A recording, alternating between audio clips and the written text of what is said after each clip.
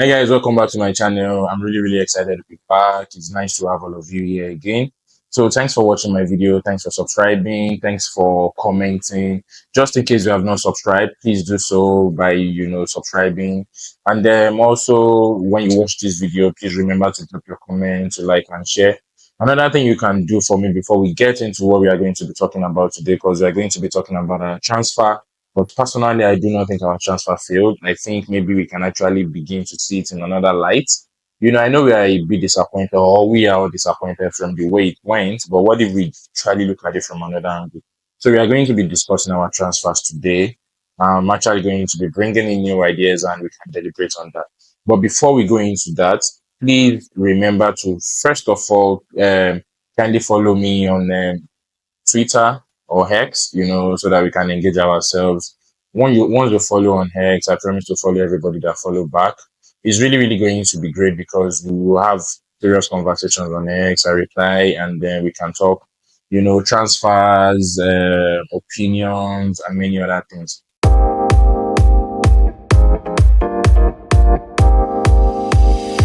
So just like I promised, we're actually going to be talking first of all about what I think is going on in us now. So our transfer failed because I believe Mikel Arteta's mentality really come into play. So for many things, which one of them is the fact that Mikel believes a January transfer window is actually a waste of time. Time and time again, he has actually, we have seen the situation come to play. We have seen situations where we rarely go for any players in January. If you check a couple of my tweets, that is if you are following me on Twitter, you realize that I talked about, in fact, I have been saying it and even on my videos, because I'm going to attach the video here or here. I've been saying it on my videos that Arsenal is actually not going to get anyone in this January transfer window. And there are a lot of reasons why. One of the reasons, basically, and which might not be open to everybody, is that we have many of our players that are returning from injury soonest rather than later. So we have players like Ben White who are actually going to be returning back from injury. We also have Bukayo Saka. So Ben White, I mean, is going to be returning very soon, likely in March. This is February. And also we have, Bukayo Saka is going to be returning around March 2025. And then Ben White is going to be returning, probably this February of 2025. So we are looking more, perhaps Ateta is looking at it from the angle of if Ben White returns and Bukayo Saka is also back, we are able to immediately strengthen our squad and then probably be quite competitive again. Even with all of the injuries that we have, with the fact that we don't have our key players in, we are still quite competitive in we're still quite competitive. If you look at the way we are playing, we are not actually playing badly. And also, one of the most important thing that I think is really happening is the fact that Mikel believes so much in the academic project. He believes in so much in the Hellhand project that he actually feels like, the success Lewis Kelly has had, as well as Etanu and Neri has had. I think Mikel Arteta is actually looking inward and beginning to see if, for example, they can actually bring in, players from the academy. So in some few days, this boy has been trending. Andre Harriman-Annous, he has been trending. Is projected to be a very young potential for us now. Andre Harriman-Annous is a 17-year-old who plays for Arsenal's youth team. He's a versatile player who can play in the midfield and can also play on the wing or even as a forward. So eligible to represent either of Nigeria or Ghana and even England. He has greatly progressed through the youth system at the Highland Academy. So when you look at what is really happening with our youth system, you realize that maybe these are the reasons why Arteta do not really want to go in for any players. Because we all know that the transfer market as a whole is a risk. Look at the situation of Modric in Chelsea, for example. Chelsea went in for Modric, beat Arsenal to the deal. That was at the time we brought in Trossard from Brighton. beat Arsenal to the deal, but still yet Modric is not performing as per what they would have wanted. So sometimes when we look at these situations, then we can actually begin to remodel how or what we think is really happening. I don't know if you get what I'm saying. So maybe we can actually begin to remodel how or what we think is really happening. Because we also brought in Merino, for example. We brought in Merino. That was in the summer. When we brought in Merino, Merino has not really stepped up. Merino has not really played about the way we want him to play. He was supposed to replace Shaka because Shaka left for Bayern Leverkusen. But personally, or to many fans, they believe that Merino has still not been able to step into the foot of Shaka, Granit Shaka. So sometimes transfers can be very risky, and also there can be advantages to transfer. Look at Manchester City, for example. This season, this January, Manchester City has spent almost £200 million, bringing in about 4 or 5 players. They brought in one yesterday, a player who they have been admiring since when he was 14 years old, but he is in the club. So the advantages with this thing is that if a player comes into a club in January, he has enough time to be able to blend in with the team. And by the summer period, he's also able to just pick up from immediately. But it's still a risk at the end of the day. So when you look at the advantages like that, what if it actually does not work that way? So Arsenal bringing in people January, the only place we think we lack is just the striking position. And this season, according to what has been said this season, is that Havertz has scored just about 17 goals or so in all competition, maybe goals and assists in all competition. So Havertz is not entirely doing badly. I know his conversion rate can go up very well. You know, he can score, maybe he can begin to score more goals like Isaac or say Salah. That is the kind of player we want. But overall, what Havertz does and the kind of system we play, the ideology Mikel Arteta has is that Mikel Arteta is not a coach that wants a point man. I think he's a coach that believes that all of his players can score from any part of the pitch. And the reason why we are criticizing Mikel Arteta is actually because he has not won any trophy with his tactics. The day Mikel wins a major trophy with his tactics, for example, maybe he wins the Premiership, you would see that they will begin to actually emulate or copy what he does. Immediately, many things will begin to copy what Mikel Arteta does because it would have proven to work at that time. Our academy is great. We have a great coach. We have good coaching team. So I do not actually think our transfer is failed totally, honestly. Now, if we have to look at Ollie Watkins, for example, Ollie Watkins' deal was supposed to go for about £60 million. You know, that is the amount, according to social media, that Aston Villa set to sell Ollie Watkins. Ollie Watkins, remember, is 29 years old, England international, and £60 million or 60 million quid for Ollie Watkins, as far as I'm concerned, is too much. According to report, Arsenal went in for with a £40 million. That is not bad. You see, the problem is that we have gotten to a stage where average footballers are beginning to get overhyped. You can say that we got Harvard for £65 million. Harvard did not come into Arsenal as a striker. We should stop making the mistake that Harvard came into. As Harvard did not come into Arsenal as a striker, but the system Arsenal plays provide for Harvard to be able to play as a striker. Last year he did amazingly well. This year he's not able to score as more goals as we would have wanted him to score. But at the same time, he's still putting in the effort and everything. I mean, last weekend he scored. I know he also missed a chance last weekend where he could have scored just about a sitter. So for a 29-year-old and £60 million, coming coming in January to Arsenal, I actually do not see that deal as a deal that makes sense. So if you are buying him for £65 million in January, why not just buy someone else that is maybe expensive and that can actually give us more value? Because you cannot tell me as Arsenal fan that you believe that Ollie Watkins is the best player that Arsenal would need to get the Premiership or whatever. The only thing that makes Ollie Watkins better is that he's a striker. So these are the things that we really need to consider. And I've mentioned two reasons why I think our transfer is not really a total failure. You know, our players are coming, they are returning back from injury, especially Bukayo Saka is highly anticipated.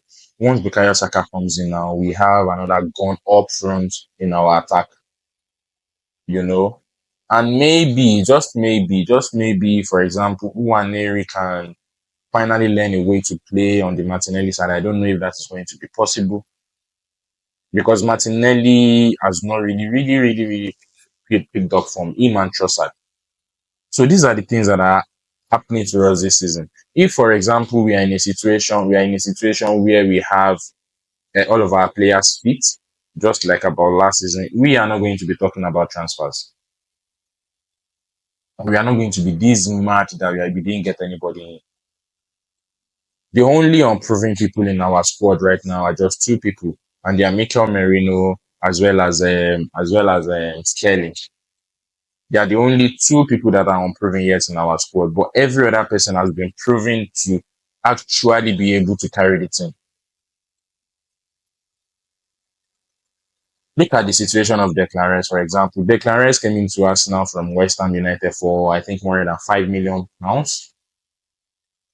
Since this guy came into Arsenal, Man City has not been able to beat us in how many matches now? In five attempts.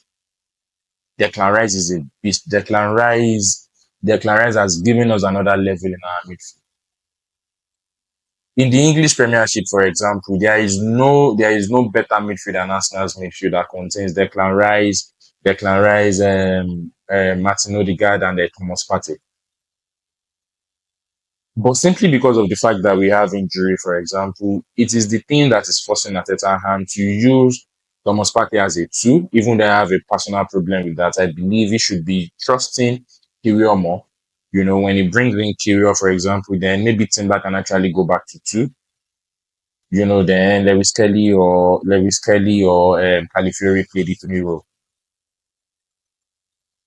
But our injury has really exposed us. But Mikel Arteta has actually been able to navigate through all of this. Many other clubs want us to send away Mikel Arteta simply because of the fact that they are envious of the project that we have. If you're an Arsenal fan and you do not understand that these things take time, if it was easy, why has not Liverpool picked up the league? If it was easy, what has Chelsea been doing? Everybody is focusing on Arsenal because when they know that when Arsenal finally gets it right, if for example in the summer, I'm sure Arsenal is going to bring in people, and if Arsenal bring in people and they are the right people for the system, we're actually going to win some major things. And even this season is not even far off. We are still very well in the Champions League. We are strong in the Champions League. There is nothing that says we cannot pick up the Champions League. Simply because of the fact that we do not have a striker does not mean we can, but our chances are slim. I know that, but it doesn't mean we cannot.